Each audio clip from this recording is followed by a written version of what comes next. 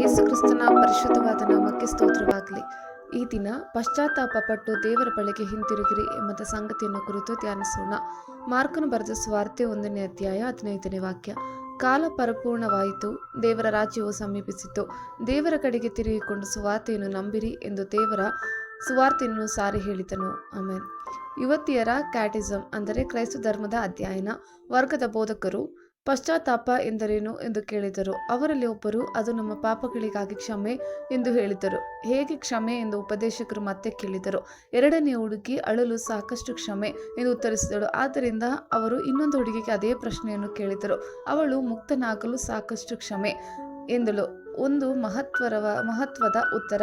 ಹುಡುಗಿಯರೆಲ್ಲರೂ ಬಾಯಿಯಿಂದ ನಾವು ಪಶ್ಚಾತ್ತಾಪವು ನಿಜವಾಗಿ ಏನೆಂಬುದಕ್ಕೆ ಉತ್ತಮವಾದ ವ್ಯಾಖ್ಯಾನವನ್ನು ಹೊಂದಿದ್ದೇವೆ ಎಂದು ಹೇಳಿದರು. ಪಶ್ಚಾತ್ತಾಪ ಪಡುವ ಹಿಬ್ರೂ ಕ್ರಿಯಾಪದದ ಸತ್ಯವೇದದ ಅರ್ಥ ತಿರುಗುವುದು ಮತ್ತು ಬೇರೆ ಕಡೆಗೆ ಹೋಗುವುದು. ಗ್ರೀಕ್ ಭಾಷೆಯಲ್ಲಿ ಈ ಪದವನ್ನು ಮೆಟಾನೋಯಿನ್ ಎಂದು ನಿರೂಪಿಸಲಾಗಿದೆ, ಅಂದರೆ ಒಬ್ಬರ ಮನಸ್ಥಿತಿಯನ್ನು ಬದಲಾಯಿಸುವುದು. ಆದರೆ ಅದಕ್ಕೂ ಮೀರಿ ನಂಬಿಕೆ ಇರಬೇಕು. ಯೇಸು ಕ್ರಿಸ್ತನಲ್ಲಿ ನಂಬಿಕೆ. ಆತನಿಲ್ಲದೆ ಕ್ಷಮೆಯ ಭರವಸೆ ಇಲ್ಲ. ನಮಗೆ ಕ್ಷಮೆ ಇರುವುದು ಕ್ರಿಸ್ತನಲ್ಲಿ ಮಾತ್ರ.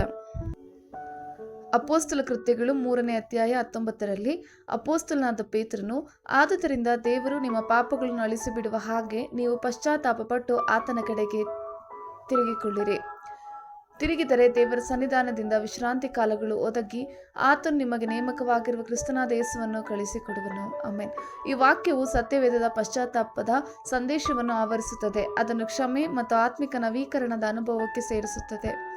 ಇದು ದೇವರು ನಿಷೇಧಿಸಿದ್ದನ್ನು ಬಿಟ್ಟು ಆತನ ಆಜ್ಞೆಗೆ ಹಿಂತಿರುಗಿ ಬರುವ ಕ್ರಿಯೆಯಾಗಿದೆ. ಈ ವಾಕ್ಯವು ಒಬ್ಬರ ದುಷ್ಕೃತ್ಯಗಳಿಗಾಗಿ ಪಶ್ಚಾತ್ತಾಪ ಪಡುವ ಕ್ರಿಯೆಯನ್ನು ಸೂಚಿಸುತ್ತದೆ.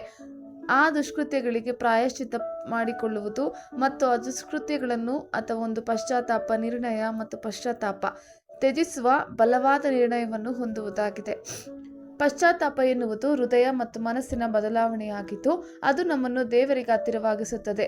ಇದು ಪಾಪದಿಂದ ದೂರವಿರುವುದು ಮತ್ತು ಕ್ಷಮೆಗಾಗಿ ದೇವರ ಕಡೆಗೆ ತಿರುಗುವುದನ್ನು ಒಳಗೊಂಡಿರುತ್ತದೆ. ಇದು ದೇವರ ಮೇಲಿನ ಪ್ರೀತಿ ಮತ್ತು ಆತನ ಆಜ್ಞೆಗಳನ್ನು ಪಾಲಿಸುವ ಪ್ರಾಮಾಣಿಕ ಬಯಕೆಯಿಂದ ಪ್ರೇರೇಪಿಸಲ್ಪಟ್ಟಿದೆ.